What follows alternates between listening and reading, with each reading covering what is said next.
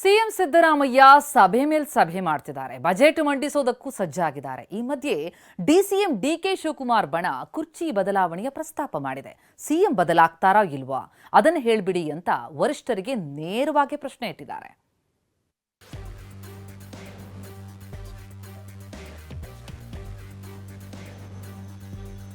ರಾಜ್ಯ ರಾಜಕಾರಣ ಅಧಿಕಾರ ಹಂಚಿಕೆ ಜಟಾಪಟಿ ಮತ್ತೆ ಶುರುವಾಗಿದೆ. ಮೊನ್ನೆ ತನಕ ಸದನ ಸಮರದಲ್ಲಿ ಇದ್ದ ಕಾಂಗ್ರೆಸ್ ಅಧಿಪತಿಗಳು ನಿನ್ನೆಯಿಂದ ಶಕ್ತಿ ಕದನಕ್ಕೆ ಧುಮುಕಿದ್ದಾರೆ. ಶಕ್ತಿ ಭವನದಲ್ಲಿ ಕೂತು ಮುಖ್ಯಮಂತ್ರಿ ಸಿದ್ದರಾಮಯ್ಯ ಆಯವ್ಯಯ ಸಭೆಯ ಬಾಣ ಹೂಡಿ ಬಜೆಟ್ ಅಧಿವೇಶನಕ್ಕೆ ಸಿದ್ಧ ಅಂತ ಸಮರ ಧ್ವಜ ಹಾರಿಸಿದ್ದಾರೆ.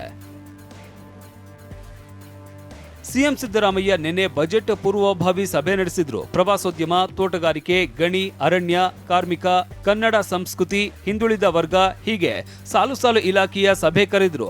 ಬಜೆಟ್ ಅಧಿವೇಶನಕ್ಕೆ 15 ದಿನಗಳ ಮುನ್ನ ಇಲಾಖೆವಾರು ಸಭೆ ನಡೆಸೋದು ಸಾಮಾನ್ಯ. ಆದ್ರೆ ಈ ಬಾರಿ ಬಜೆಟ್ ಅಧಿವೇಶನಕ್ಕೂ 1 ತಿಂಗಳು ಮೊದಲೇ ಸಭೆ ಆರಂಭಿಸಿರೋದು ಕುರ್ಚಿ ಬಿಡುವ ಮಾತೇ ಇಲ್ಲ ಎಂಬ ಮೆಸೇಜ್ ಪರ ಮತ್ತು ವಿರೋಧಿ ಶಾಸಕರಿಗೆ ನೀಡಿದ್ದಾರೆ ಅನ್ನೋದ್ರಲ್ಲಿ ಎರಡು ಮಾತಿಲ್ಲ.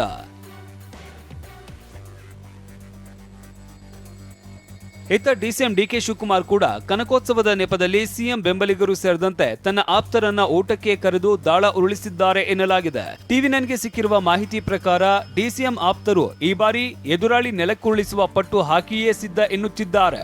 ಎಲ್ಲವೂ ಅಂದುಕೊಂಡಂತಾದ್ರೆ ದೆಹಲಿ ನಾಯಕರು ಶೀಘ್ರದಲ್ಲೇ ಕರೆ ಮಾಡೇ ಮಾಡ್ತಾರೆ. ಇಲ್ಲವಾದ್ರೆ ಈ ಬಾರಿ ಸಾರ್ವಜನಿಕವಾಗಿಯೇ ಜಂಗಾಬಲ ಪ್ರದರ್ಶನಕ್ಕೆ ರೆಡಿ ಅನ್ನೋದು ಡಿಸಿಎಂ ಬೆಂಬಲಿಗರ ಮಾತು. ಆದರೆ ಹೈಕಮಾಂಡ್ ಕೂಡಲೇ ಏನು ನನ್ನ ಆಸೆ ಏನಿದೆ, ಇನ್ನೊಬ್ಬರ ಆಸೆ ಏನಿದೆ, ಸರ್ಕಾರಕ್ಕೆ ಯಾವ್ದನ್ನ ಬದಲಾವಣೆ ಮಾಡಿದ್ರೆ ಒಳ್ಳೇದಾಗುತ್ತೋ ಅವ್ರನ್ನೇ ಮುಂದುವರಿಸಿದ್ರೆ ಒಳ್ಳೇದಾಗುತ್ತೋ, ಏನಾದ್ರು ಮಾತು ಕೊಟ್ಟಿದ್ದು 2 ವರ್ಷ ಆದ್ಮೇಲೆ ಕೊಡ್ತೀವಿ ಕೊಟ್ಟಿಲ್ವೋ ಎಲ್ಲ ಗೊಂದಲ ಇದೆ. ಕೂಡಲೇ ಹೈಕಮಾಂಡು ಹೇಳ್ಬಿಡ್ಲಿ, ನಾವು ಯಾವುದೇ ಥರದ ಒಪ್ಪಂದ ಆಗಿಲ್ಲ, ನಾವು ಯಾವುದೇ ಥರದ ಒಪ್ಪಂದ ಇಲ್ಲ, ಮುಖ್ಯಮಂತ್ರಿಗಳು ಯಾರಿದ್ದಾರೆ ಅವ್ರು ಮುಂದುವರಿತಾರೆ ಅಂತ ಹೇಳಿಕೆ ಕೊಟ್ಟರೆ ನಾವು ಸ್ವಾಗತನೂ ಮಾಡ್ತೀವಿ, ನಾವೊಂದು ಶುಭನೂ ಕೋರ್ತೀವಿ. ಅದ್ರಾಗ ಏನಿದೆ? ಹೀಗಾಗಿ ತಡರಾತ್ರಿ ಮೀಟಿಂಗ್ಗಳು, ಭೋಜನ ಕೂಟಗಳು ಹೆಚ್ಚಾದ್ರೆ ಅಚ್ಚರಿ ಇಲ್ಲ. ಈ ಬೆಳವಣಿಗೆ ನಡುವೆ ಯಾರಿಗೂ ಅರಿವಿಲ್ಲದಂತೆ ಕಾಂಗ್ರೆಸ್ನ ಲಿಂಗಾಯತ ಶಾಸಕರು ಸಭೆ ಸೇರಿದ್ದಾರೆ. 36 ಶಾಸಕರ ಬಲ ಪಕ್ಷದಲ್ಲಿ ಇರುವಾಗಿ ಕುಂತಿ ಮಕ್ಕಳಂತೆ ಅರೆ ಅಧಿಕಾರವೇಕೆ ಅಂತ ಹೈಕಮಾಂಡ್ ಅನ್ನೇ ಕೇಳೋದಕ್ಕೆ ರೆಡಿಯಾಗಿದ್ದಾರೆ. ಹೀಗಿರುವ 6 ಮಂತ್ರಿಗಳಿಗೆ 3 ಸೇರಿಸಿ ಸಮಾಜಕ್ಕೆ ನ್ಯಾಯ ಕೊಡಿ ಅಂತ ಹಕ್ಕು ಮಂಡಿಸೋದಕ್ಕೆ ಮುಂದಾಗಿದ್ದಾರೆ. ಅಲ್ಲಿ ಪ್ರಮುಖವಾಗಿ ನಾವು ಏನು ಲಿಂಗಾಯತರು ನಮಗೆ 56-57 ಸೀಟ್ಸ್ ಟಿಕೆಟ್ ಕೊಟ್ಟಿದ್ರಿ, 34 ಜನ ನಾವು ಆರಿಸಿ ಬಂದಿದ್ದೀವಿ. We are the biggest chunk. Striking rate ನಮ್ಮದೇ ಹೈಯೆಸ್ಟ್ ಇದೆ. ನಮಗೆ ಎಲ್ಲದರಲ್ಲಿ ನಮ್ಮ ಡ್ಯೂ ಶೇರ್ ಸಿಗಬೇಕು. ಮಂತ್ರಿ ಮಂಡಳ ಇರ್ಬೋದು, ನಿಗಮ ಮಂಡಳ ಇರ್ಬೋದು, ನಮ್ಮ ನಿಗಮ ಇರ್ಬೋದು, ಅವ್ರ ಅಧಿಕಾರಿಗಳಿರ್ಬೋದು, ಎಲ್ಲರಿಗೂ ಸೂಕ್ತವಾದ ನಮಗೆ ಪ್ರಾತಿನಿಧ್ಯ ಸಿಗಬೇಕು. ಸೂಕ್ತವಾಗಿ ನಮಗೆ ಎಲ್ಲ ರೀತಿಯ ಗೌರವ ಸಿಗಬೇಕು. ಅತ ಅರ್ಹತೆ ಯೋಗ್ಯತೆ ಇದ್ದರೂ ಕರ್ಣನಂತೆ ಜಾತಿ ರಾಜಕಾರಣದ ಬಲಿಪಶುಗಳಾಗಿರುವ ದಲಿತ ನಾಯಕರು ಸಹ ಸುಮ್ಮನಿಲ್ಲ. ಮೊನ್ನೆ ಖಾಸಗಿ ಹೋಟೆಲ್ನಲ್ಲಿ ಡಾಕ್ಟರ್ ಜಿ ಪರಮೇಶ್ವರ್ ನೇತೃತ್ವದಲ್ಲಿ ಸಭೆ ಸೇರಿದ ದಲಿತ ನಾಯಕರು ಎಸ್ಸಿ ಪಿಟಿಎಸ್ಪಿ ಹಣ ಬಳಕೆ ಚರ್ಚೆ ನೆಪದಲ್ಲಿ ಸಂಭಾವ್ಯ ರಾಜಕೀಯ ಬೆಳವಣಿಗೆ ಬಗ್ಗೆ ಚರ್ಚೆ ನಡೆಸಿದ್ದಾರೆ. ಬದಲಾವಣೆಯ ಗಾಳಿ ಬೀಸಿದ್ರೆ ದಲಿತ ಮುಖ್ಯಮಂತ್ರಿ ಬೇಡಿಕೆ ಗಟ್ಟಿಗೊಳಿಸೋದಕ್ಕೆ ಚಿಂತನೆ ನಡೆಸಿದ್ದಾರೆ.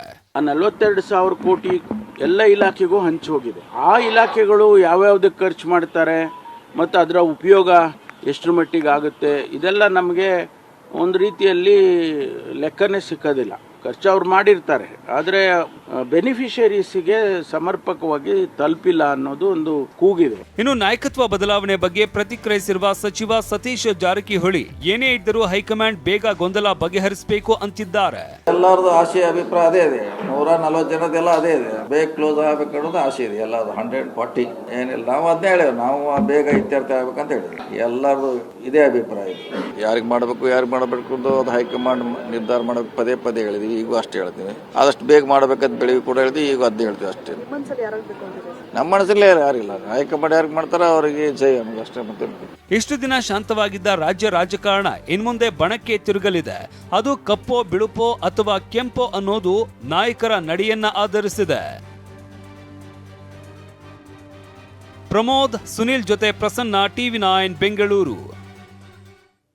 ನಿಖರ ಮತ್ತು ನಿಷ್ಪಕ್ಷಪಾತ ವರದಿಗಾರಿಕೆಯಿಂದ ಸುದ್ದಿ ಲೋಕದ ಸಾಟಿ ಇಲ್ಲದ ಸರದಾರ ಎನಿಸಿಕೊಂಡಿರುವ ಚಾನೆಲ್ ಟಿವಿ9 ಕನ್ನಡ ಕಳೆದ 19 ವರ್ಷಗಳಿಂದ ಸತತವಾಗಿ ನಂಬರ್ 1 ಪಟ್ಟದಲ್ಲಿ ವಿರಾಜಮಾನವಾಗಿರುವ ನಿಮ್ಮೆಲ್ಲರ ನೆಚ್ಚಿನ ಚಾನೆಲ್ ಟಿವಿ9 ಕನ್ನಡ.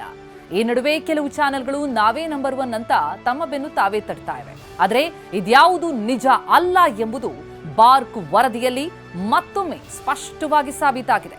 ನಾನಾ ಮಾರ್ಗಗಳ ಮೂಲಕ ತಮ್ಮ ಚಾನೆಲ್ ಅನ್ನ ಪ್ರೇಕ್ಷಕರ ಮೇಲೆ ಹೇರೋದಕ್ಕೆ ಕೆಲವರು ಪ್ರಯತ್ನಿಸಿದ್ದಾರೆ. ಆದರೆ ಕರ್ನಾಟಕದ ಪ್ರಜ್ಞಾವಂತ ಪ್ರೇಕ್ಷಕರಿಗೆ TV9 ಕನ್ನಡ ಅಂದ್ರೆ ಅಚ್ಚುಮೆಚ್ಚು. ಹೀಗಾಗಿ TV9 ಕನ್ನಡದ ನಂಬರ್ 1 ಪಟ್ಟವನ್ನ ಮುರಿಯಲು ಯಾರಿಂದಲೂ ಸಾಧ್ಯವಾಗಿಲ್ಲ. ಇದು TV9 ಕನ್ನಡದ ಮೇಲೆ ಕರ್ನಾಟಕದ ಮಹಾಜನತೆಗಿಟ್ಟಿರುವ ವಿಶ್ವಾಸ ಮತ್ತು ಭರವಸೆಗೆ ಸಾಕ್ಷಿ. ಸತತ 19 ವರ್ಷಗಳಿಂದ TV9 ಕನ್ನಡವನ್ನ ನಂಬರ್ 1 ಸ್ಥಾನದಲ್ಲಿಟ್ಟಿರುವ ಕರ್ನಾಟಕದ ಜನತೆಗೆ TV9 ವತಿಯಿಂದ ಧನ್ಯವಾದಗಳು.